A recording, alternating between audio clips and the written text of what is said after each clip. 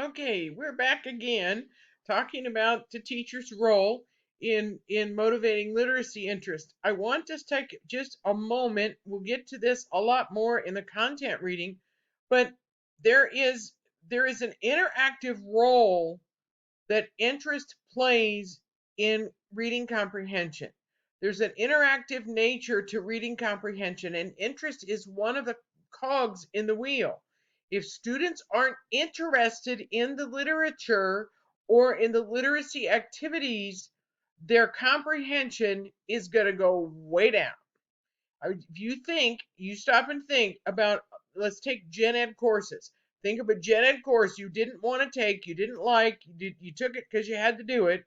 You don't remember a thing. I think maybe we talked about this. You couldn't pass that class today again if you had to, even if you got an A in it the first time around. You weren't interested in it.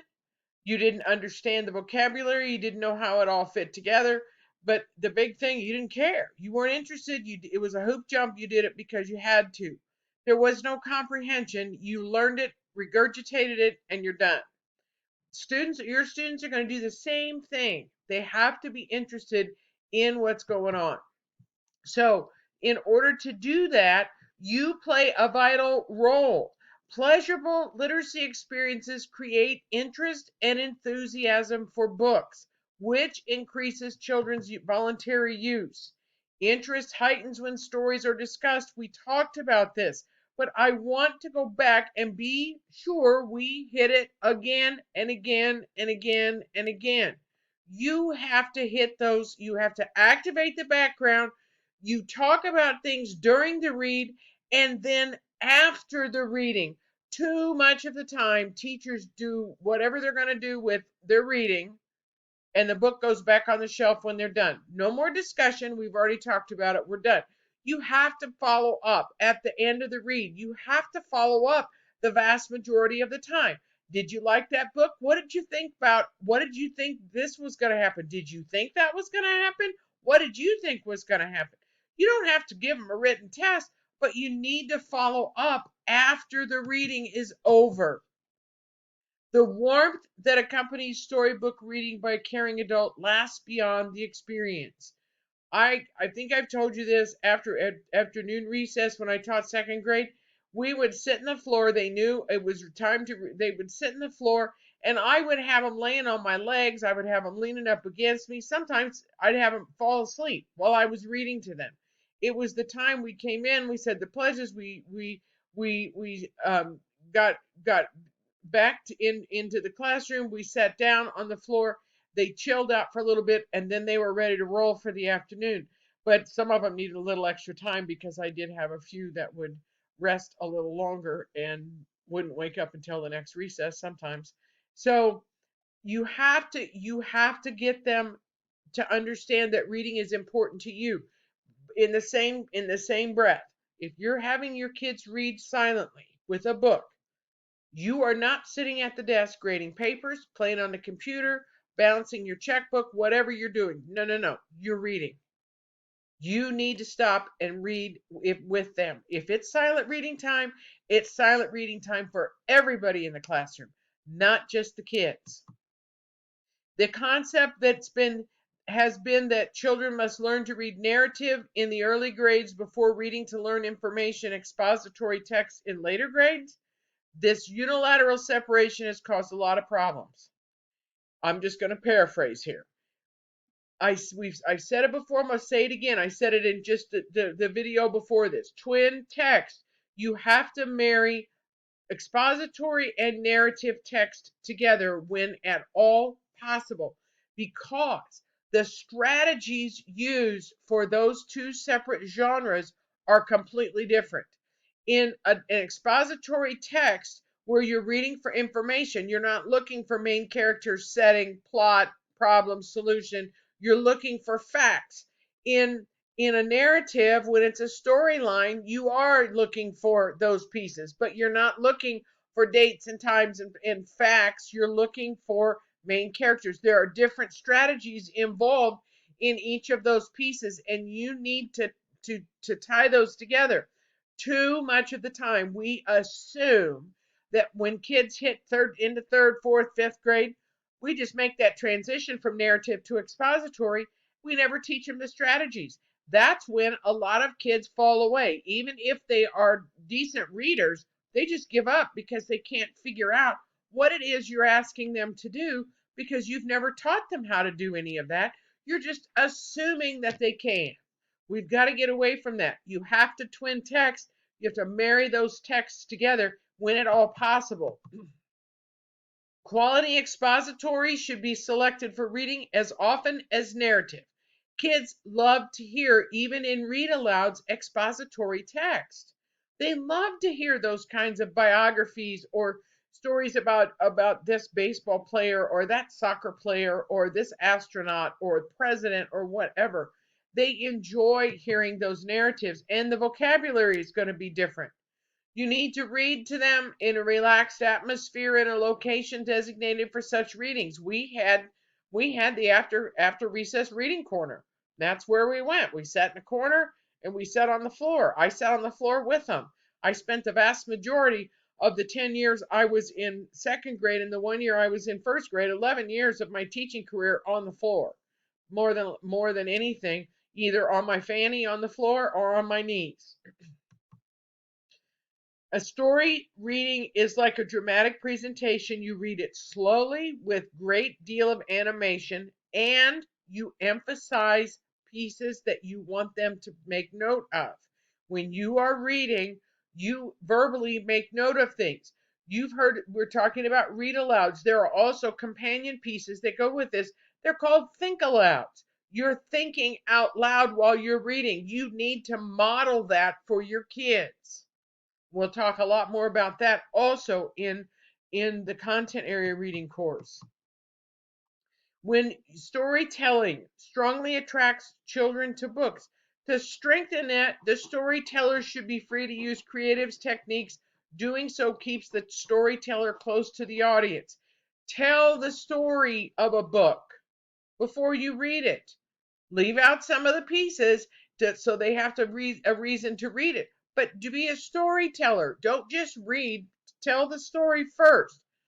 Have them tell the story back to you. It's extremely important technique for children, and this should be not diverse, but diverse, from children from diverse backgrounds to learn culture, to learn backgrounds of other people and those kinds of things. Creative techniques help storytelling come alive.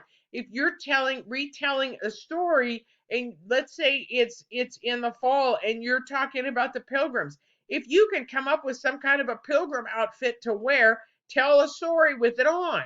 It excites the imagination, it involves the listener, and it motivates them to try storytelling themselves. Kids love to tell you stories. You should have probably seen that in the classrooms by now. They all want to tell you a story. Have them dress up, make their costume, make their outfit, however you want to do it. There are several different types of storytelling techniques that you can use. They're described in the book. We're not going to go into them here. You can Google that, but you need to look at those kinds of things.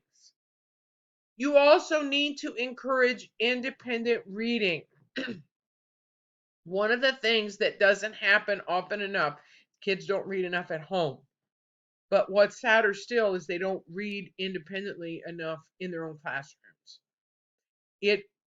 You're doing them a great disservice if you don't have silent reading time or independent reading time or whatever you want to call it, however you want to term it. They need that time. They need that reading time. And when you're doing that, it's reading time. It's not time to draw. It's not time to color. It's not time to work on your math homework. This is reading time.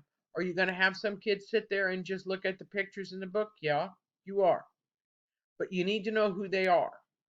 You need to get them, and you need to maybe have them come back every once in a while and then have them just spot check. What happened on these 2 pages? Can you tell me what happened on these 2 pages? Just spot check with them to see if they're actually reading. Sustained silent reading, that's drop everything and read whatever. They've been quiet times for reading.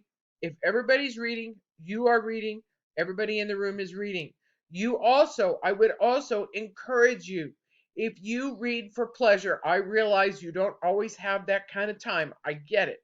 But if you read for pleasure, you need to share what you're reading with your students, as long as it's something you can talk about to whatever grade they're in.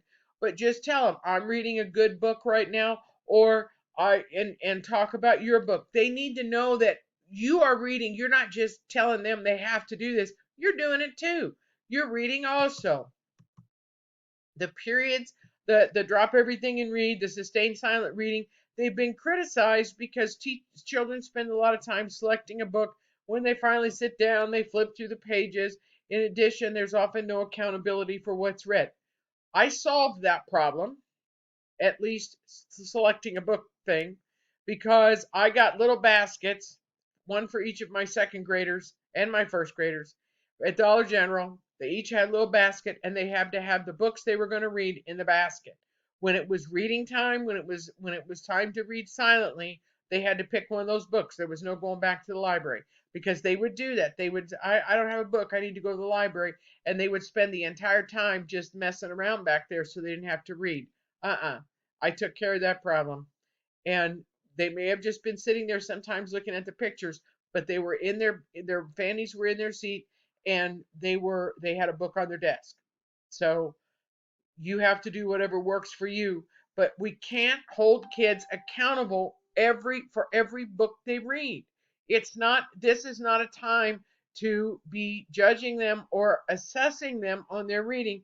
It's time to teach them they can read for enjoyment.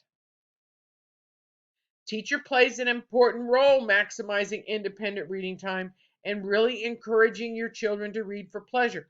If you can, if there's a way you can, if they're reading, I used to let my kids, now this is up to you and however you run your classroom. When it was silent reading time, my kids could go anywhere in the room with their book except to the library because they had to have their own book already. I didn't care where they went in the room, but I would sit so they could see me. I had a director's chair, and I sat in my director's chair reading my book. So all they had to do was look. They knew where I was, and that's very important, by the way, for second and third graders. They need to know where you are all the time, or they panic. They could see me, they knew where I was, and they could see that I had my nose in a book, just like I was asking them to do. So some of them, I had one little girl, she would always go under my desk, but I knew she was reading because I could hear her, because they can't silent read yet. To be more productive and independent, a reading period can be done with a partner or alone. Sometimes I would let them do partner reads during silent reading time. They could do a partner read, especially in first grade, because they were learning to read, and they could encourage each other that way.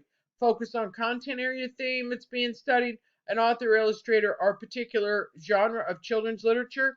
During my silent reading times, I always let them choose the book they wanted to read. I never forced anything during those periods because I wanted them to pick something that they wanted to read, not something that I told them they had to read. Literature activities need to be modeled and initiated by teachers to encourage children's interest. If you can't, and I'm just telling you this, you can't just set up your literacy centers and say, okay, we've got literacy centers set up for this week. So group 1, you're at A, group 2, you're at B, group 3, you're at C, whatever, and group 4, you're with me at the table. Have at it. You have to model them. You have to show them. You have to let them practice with it. Another thing that maybe you've been told or you haven't been told, the first time you pull out new manipulatives, you need to let the kids play with them. Don't even plan a lesson. Just let them play with them, because if you don't, you try to use those manipulatives for reading or math or social studies or science, they're going to be playing with them instead of paying attention to what they're supposed to be doing. First time you pull out new manipulatives, let them play with them and get the wiggles out, and then you can use them. That's just voice of experience, a trick from an old salt here. That so, and I can see I'm running up against the clock once again. So I will stop here, and I will catch you in the next video.